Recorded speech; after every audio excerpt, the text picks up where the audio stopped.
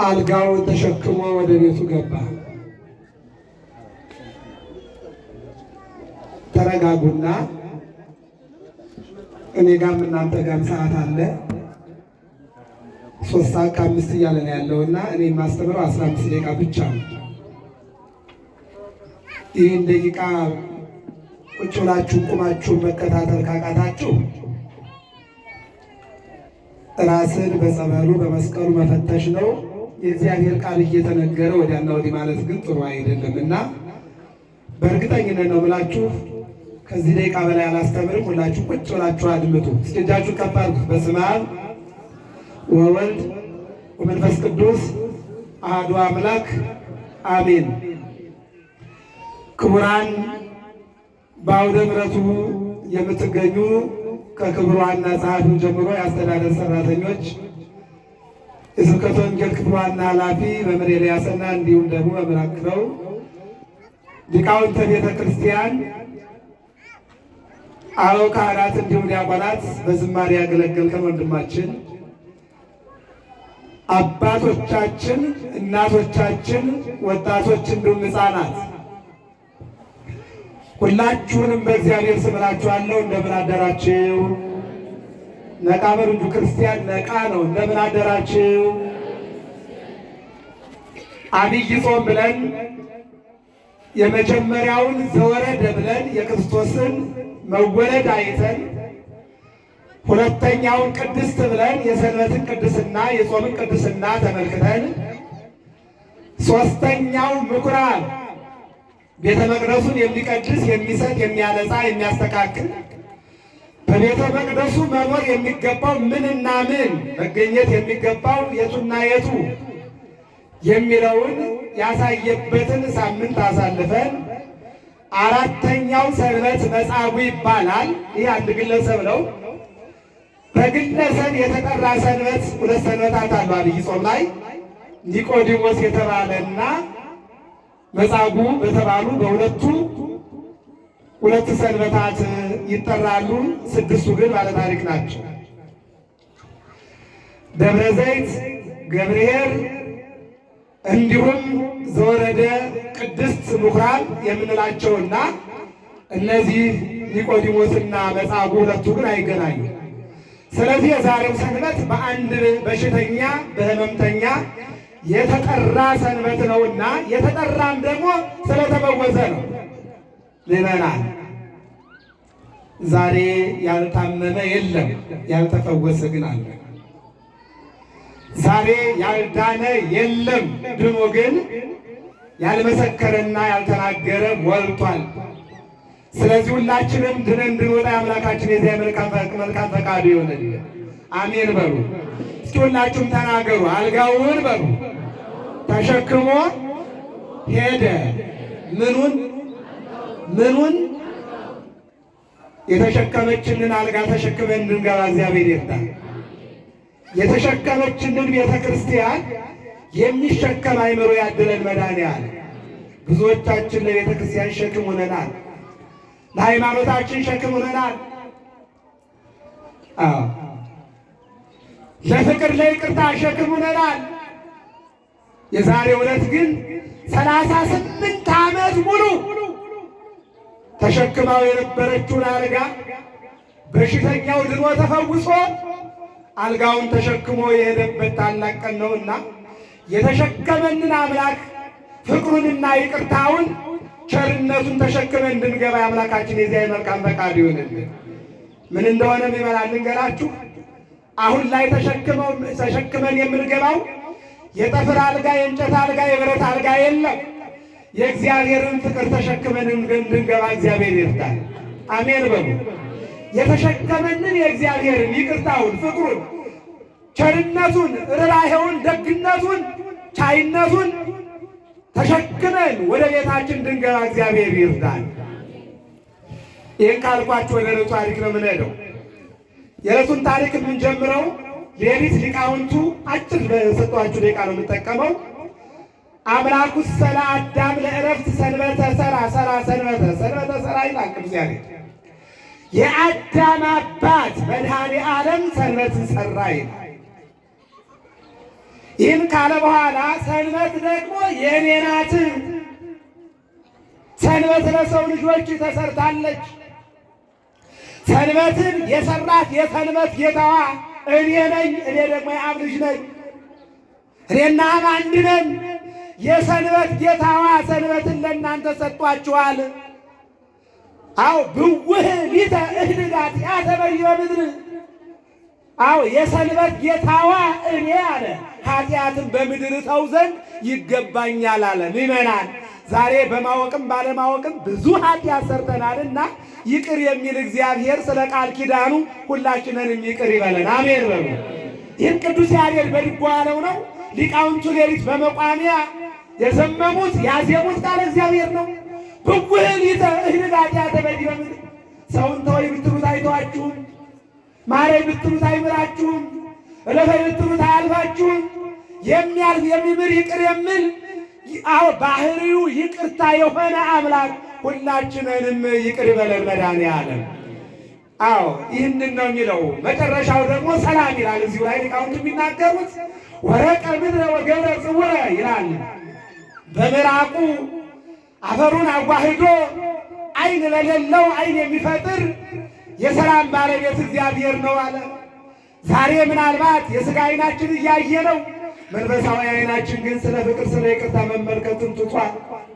የወደቀው ወገናችን፣ የታመመው ወገናችን፣ የተራበውን ወገናችን የጉዳቱን መጠን ማየት፣ የችግሩን መጠን ማየት፣ የመገፋቱን መጠን ማየት። ተሰደደው ለምንድን ነው?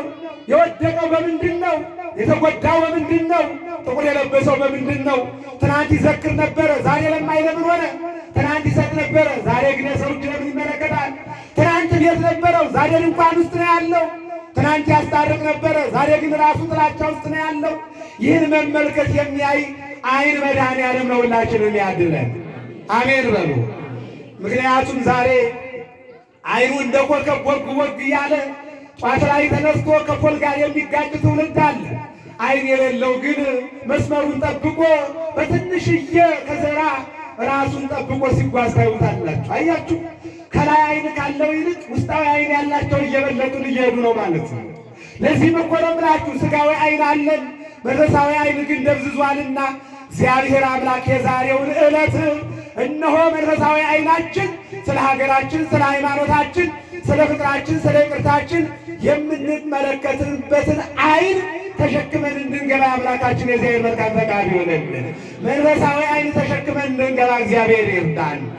ቀጥላል። ወደ ቅዳሴው እንምጣ። የመጀመሪያው ገባሬ ሰናዩ ዲያቆን ገላትያ ምዕራፍ 1 ቁጥር 1 ላይ በነፃነት እንድንኖር ክርስቶስ ነፃ ወጣናል። ወዳጄ ዛሬ ምናልባት ባለስልጣን ሆነህ፣ ምናልባት ባለሀብት ሆነህ፣ ምናልባት ጊዜ ነው ብለህ፣ ምናልባት ተራራውን፣ ምናልባት ወንዙን፣ ምናልባት ዶላሩን ቆጥረህ እነዚህ ተመክተህ ይሆናል። ነገር ግን ነፃነት ከእግዚአብሔር እንጂ ከሰው የሚመጣ ነፃነት አንተን ነፃ አያደርግም። የአእምሮ ነፃነት ነው ወዳጄ። የአእምሮ ነፃነት የሚገኘው ከእግዚአብሔር ነው። ይህች ዓለም አንዱን ገፊ፣ አንዱን ተገፊ፣ አንዱን በይ፣ አንዱን ተመልካች፣ አንዱን ኗሪ፣ አንዱን አኗኗሪ፣ አዎ አንዱን ፈራጅ፣ አንዱን ደግሞ አስፈራጅ አድርጋናለች። ሶስት ነገሮችን ላሳያችሁ።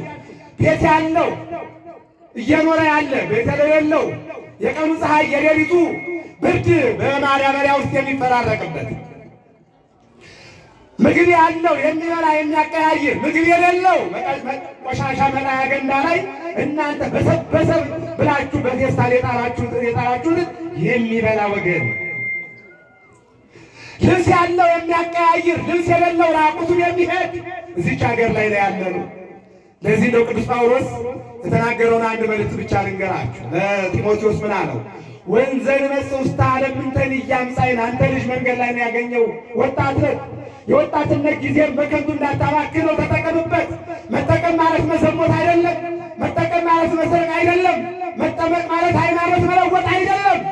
መጠቀም ማለት ወጣትነትን መስቀል መስበርና አዎ ክብር መቀነስ፣ የአባቶችን የቤተ ክርስቲያንን የስዕላትን የጸበሉን የእምነቱን ቲክቶክ ላይ ቁጭ ብለህ ማህበራዊ ሚዲያ ላይ ሆነህ ትናንት ያለውን የሚኖረውን ደንበር እያፈረስክ አይደለም። ወጣትነት ማለት ደንበር መጠበቅ ነው። ወጣትነት ማለት የያዙትን ይዞ መቀጠል ነው። አባቶቻችን እርፍ ይዘው ወደ ቤት ያረሱ እንጂ ይዘው ወደ ኋላ ያረሱ የሉም። ፈረስ ጋለው ወደፊት እንጂ ወደ ኋላ ይጋለቡ የሉም። ወንጌል የሚያስተምሩ ወደፊት የሚያነቡ እንጂ ወደ ኋላ የሚያነብ የለም። ወጣትነት ማለት በዚህ አይነት መልኩ እንደ ቅዱስ ጊዮርጊስ 7 ዓመት መጋደል፣ እንደ ቅድስት አርሴማ ድንግልናን ጠብቆ መጓዝ፣ እንደ እነ እስጢፋኖስ የድንጋይ ናዳ ቢመጣብህም ከሃይማኖትህ ሥጋዊ ድንጋይ እንዳያናውጽህ ራስህን መጠበቅ ሃይማኖት ማለት በወጣትነት ሲገለጥ ይሄ ነው። አዎ ቅዱስ ጳውሎስ ለጢሞቴዎስ ሲናለውና መጨረሻ ምን አለ? ከእናታችን ማኅፀን ወደዚህ ዓለም ስንመጣ ያመጣነው የለም። ስልጣን አላመጣንም፣ ሀብት አላመጣንም፣ የአንገት ወርቅ፣ የጣት ወርቅ፣ የጆሮ ወርቅ የለም፣ ባዷችን ነው አለውና መጨረሻ ደግሞ ምን አለው? ወንዘር ሐውር ማለም እንተኒ እንወስድ፣ ከዚህ ዓለም ወደዚያኛው ዓለም እንወስደው የለም። ስልጣንም ሀብትም ሁሉም በዚህ ዓለም ይቀራል።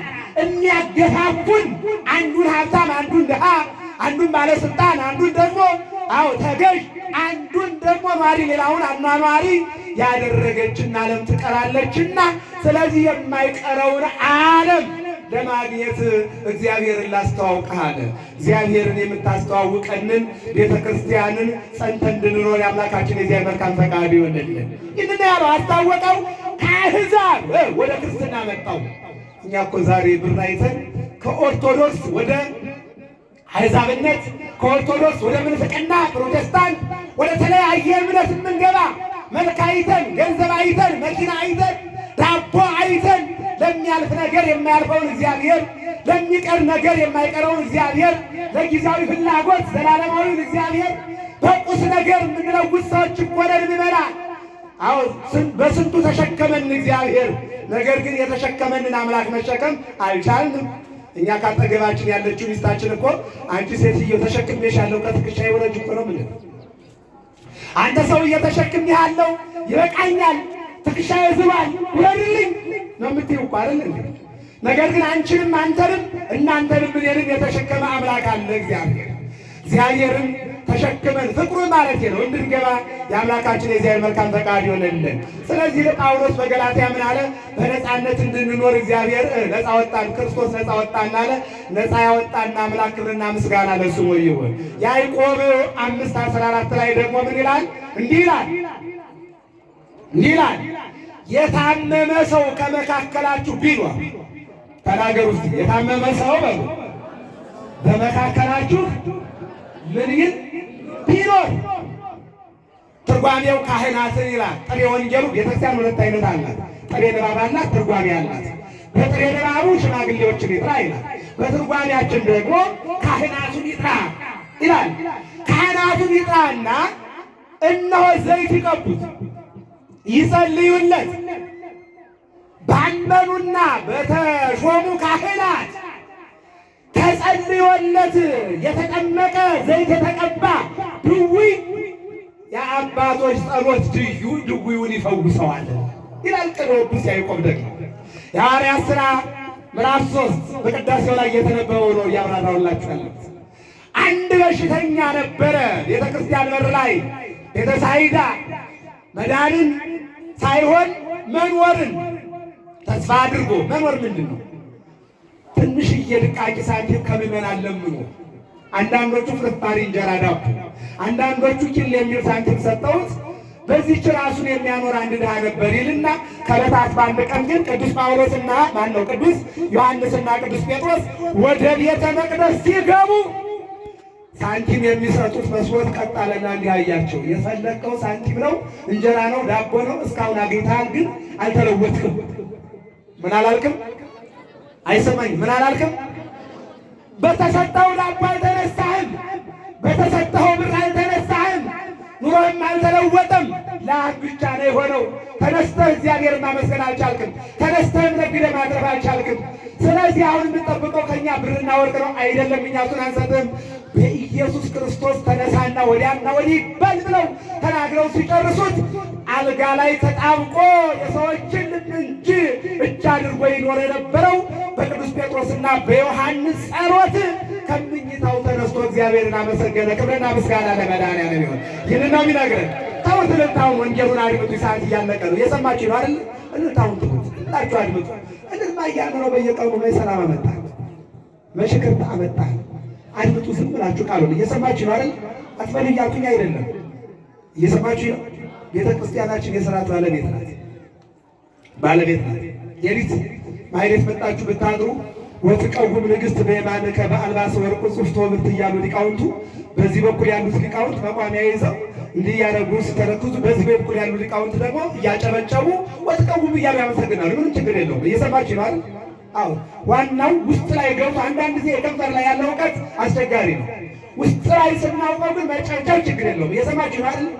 አዎ ከሊቃውንቱ ይበልጡና አንዳንዶቹ በልዩ ጾም አይጨበጨብም ይላሉ። እንዴ ሊቃውንቱ ማይሌት ላይ ገብተው ድጓውን ጾመ ድጓውን በመቋሚያና በጭብጫቦ አዎ ሳወዱት እያደሩ አውደ ምሕረት ላይ አንድ መምህር እንደው ተሳስቶ አጨብጭቡ ቢል መጣ አስጨብጭቡ ሄደ ብላችሁ ትላላችሁ። እና እዚህ ውስጥ ማለፍ አለብን። እውቀታችን ከዚህ ያለ መሆን አለበት። ከዚህ ያለ ክርስትናችን የሚገልጥ መሆን አለበት። አዎ የቤተ ክርስቲያናችን 3 አይነት ምሰሶ አላት።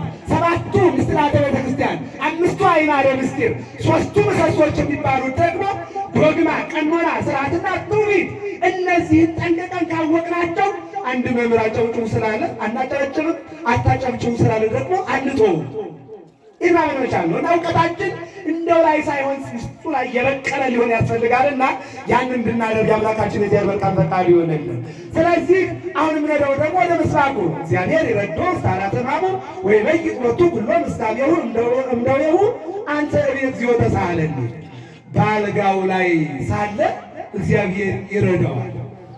ይበላል። በአልጋ ላይ የታመመ ድሃ ትጠይቃላችሁ። እየሰማችሁ ነው? የሚጠይቃለ በአልጋ ላይ የወደቀ የሚጠይቀው ያጣ፣ አንድ ጎኑ ወደ አንድ ጎኑ መንቀሳቀስ ያቃተው፣ በእጁ መጉረስ ያቃተው፣ በሰው ተደግፎ መጉረስ ስለሚችል ሰው ፍርፍር ወስደን ምግብ ወስደን መግበናል። ቀጥሎ ምን ይላል? ወይ በይት ወጡ ሁሉም እንዳመስካቢሁ እንደው አልጋውን ያነጥፍለታል። በአልጋው ያለውን አንሶላውን ልብሱን ይቀይርለታል። ይህን የሚያደርግ ሰው አለ? አዎ የለም እንዳንል እግዚአብሔር አምላክ ሊያስተምረን መቄዶንያ የሚባል ድርጅት ከአሜሪካ ሱፍ ለብሶ ወዳና ወዲህ ከረባት አድርጎ የለበነውን አመጣና 8,000 ድውያንን እግዚአብሔር አምላክ እንዲያስታምም አደረገው። እግዚአብሔር የተመሰገነ ይሁን። አሜን በሉ። እያንዳንዳችንን በዚህ ውስጥ አሻራችን እንድናስቀምጥ አደረገን እግዚአብሔር። የለም ማለት አይቻልም። አንሶላ የሚቀይር ድሃ የሚጠይቅ የለም አንልም። ነገር ግን የሁላችንም ሕይወት እዚህ ላይ ያደርግልን እግዚአብሔር። ይቀጥልና ምን ይላል? እኔ ግን ማረኝ እልሃለሁ አለ። እስኪ ሁላችሁም ተናገሩ። እግዚአብሔር ሆይ በሉ። ሁላችንንም ምን ይበለን? ምን ይበለን? የመጨረሻ ወንጌሉ ዮሐንስ ወንጌል ምዕራፍ 5 ከቁጥር 1 ጀምሮ ነው። እዚህ ላይ ትምህርቱን አጠቃልለዋለሁ። ምን ይላል? ወደ ቤተ መቅደስ ወደ ኢየሩሳሌም ወደ ምኩራብ ገባ እያለ በተደጋጋሚ ይናገራል። ወንጌል የአይሁድ በዓል ነበርና በበዓላቸው ወደ ኢየሩሳሌም ክርስቶስ ወጣ፣ ኢየሱስ ወጣ። ወደ ኢየሩሳሌም ሲወጣ ቤተ ሳይዳ የምትባል የማጥመቂያ ቦታ 5 ደረጃ 5 እርከን ያላት በሳምንት 1 ቀን ብቻ መልአኩ ከሰማይ ወርዶ ጸበሏን የሚባርክላት፣ በሳምንት 1 ቀን 1 ድውይ ብቻ የሚፈወስባት የጸበል ቦታ ነበረች ይላል። በሳምንት 1 ሰው ብቻ ነው የሚፈወሰው። ጸበሏ ደግሞ 5 እርከኖች አሏት። ጸበሏ ግን አንዲት ናት። ቤተ ሳይዳ ትባላለች። ግዕዝ ነው፣ ወደ አማርኛ ስናመጣው ቤተ ሳይል፣ ቤተ ምሕረት፣ ቤተ ድነት ትባላለች። መድኃኒት ለሚፈልጉ ሁሉ መድኃኒዓለም መድኃኒትን ያደርግልን። አሜን በሉ። የመድኃኒት ቦታ ናት እና እንደው በቀላሉ ስናያቸው 5ቱ ደረጃዎች በሮች የሚላቸው ዓይነ ስውራን፣ ለምጻሞች፣ አንካሶች፣ መነቀሳት ያቃታቸው፣ እጃቸው የሰለለ እንዲህ አይነት ሰዎች በ5 ደረጃ ይቀመጣሉ። 5 በሮች አሏት። እየሰማችሁ ነው አይደል? 5ኛው የመጀመሪያ ዓይነ ስውር የሚሆን ዓይነ ስውርን እግዚአብሔር አብርቶባታል ቦታ። ሁለተኛው እጁ የሰለለ ነው። የማቴዎስ ወንጌል ምዕራፍ 12 ላይ ስለ ኃይሌከ እንተ ምልዕተ ምሕረት እጅን ዘርጋ ብሎ የሰለለውን ፈውሶለታል።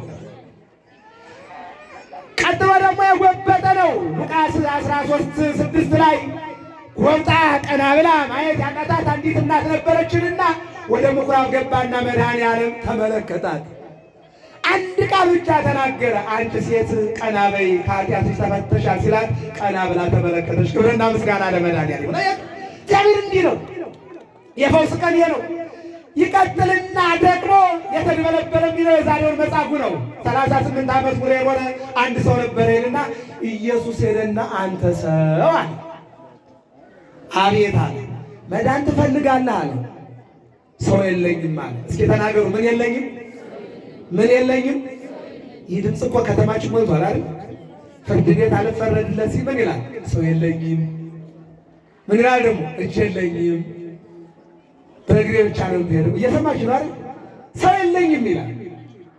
እንደ ቤተ ክህነትም እንደ ቤተ መንግስትም ሰው የለኝም የሚለው ብዙ ነው። ሰው የሌለው ሰው የሚሄደው በምኑ ነው? በእግሩ ነው ማለት ነው። በእጁ አይሄድም ማለት ነው። በሀብቱ በገንዘቡ አይሄድም ማለት ነው። አዊ ሰውዬ ምን አለ? ሰውን ሰው ያደረገ አምላክ ከፊቱ ቆሞ ሰው የለኝም አለ። ደገመና ምን አለው? መዳን ትፈልጋለህ ወይ አለው።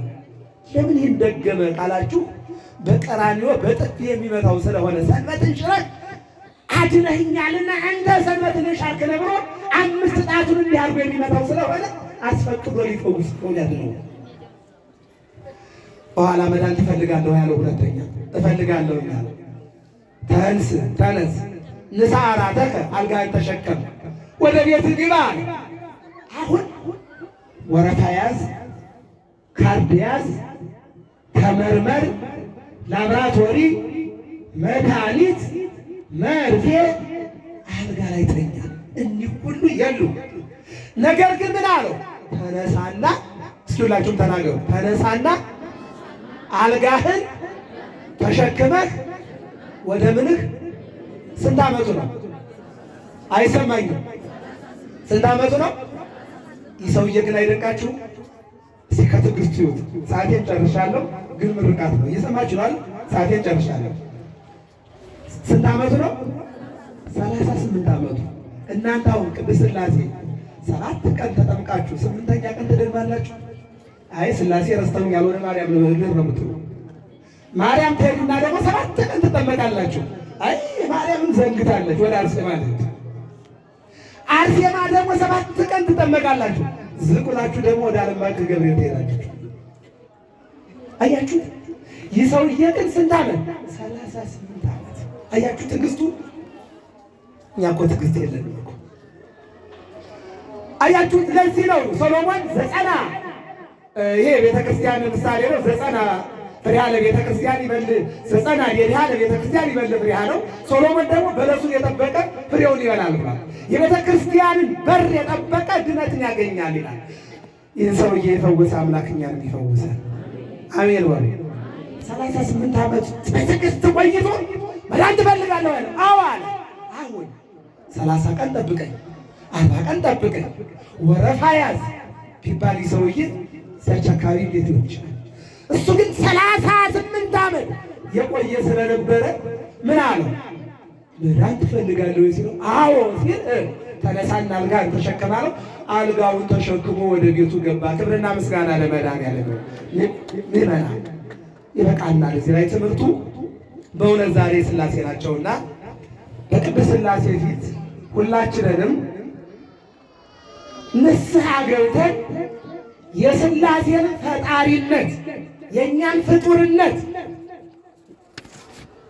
ይልቁንም ደግሞ የመጻጉዕን ትዕግስት የእግዚአብሔርን ደግሞ አዳኝነት ያየንባት ሰንበት ናትና መጀመሪያ ሀገራችን ኢትዮጵያን እግዚአብሔር ያድንልን። አሜን በሉ። ታማለች አይደል እንዴ? አልታመመችም እንዴ? እስኪ ታማለች የምትሉ እጃችሁ ከፍ አድርጉ። ታማለች የምትሉ ከዚህ የበለጠ በሽታ አለ? እርስ በርስ እየተበላላን ከዚህ የበለጠ በሽታ አለ? ኮረና አልበላችሁ እንዴ? ኤች አይ ቪ ልበላችሁ እንዴ? በቋንቋ እየተበላላን፣ በተራራ እየተበላላን፣ በስልጣን በሀብት በወንዝ እየተበላላን ሀገራችን ኢትዮጵያን ታሪኳን አበላሽተናልና መጀመሪያ ሀገራችን ኢትዮጵያን እግዚአብሔር ሰላም ያደርግልን። ቀጥሎ ደግሞ እግዚአብሔር እኛን ይፈውሰን። አሜን በሉ። እግዚአብሔር ማንን ይፈውስ? እኛን ይፈውሰን። ሁላችንንም ወደ ሰላም ያምጣል። የተሸከመንን አምላክ ዝም ብሎ ከላይ ሆኖ እያየን ነው። ሕፃናት ያለ እናት ሲቀሩ፣ እናቶች አባቶች ያለ ጧሪ ሲቀሩ፣ አብያተ ክርስቲያናት የካህናት ደም፣ የዲያቆናት ደም፣ የሊቃውንት ደም በየቀኑ የቤተ ክርስቲያናት ቃጠሎ፣ የሊቃውንት ፍልሰት፣ የካህናት ፍልሰት፣ የምዕመናን ሞት፣ ይህ ሁሉ የነገሰባት ሀገር ኢትዮጵያ፣ ይችን ሀገር እግዚአብሔር አምላክ ይፈውስልን። አሜን በሉ። እስኪ ተናገሩ። አልጋውን በሉ ተሸክሞ ወደ ቤቱ ገባ። የእግዚአብሔርን ቸርነት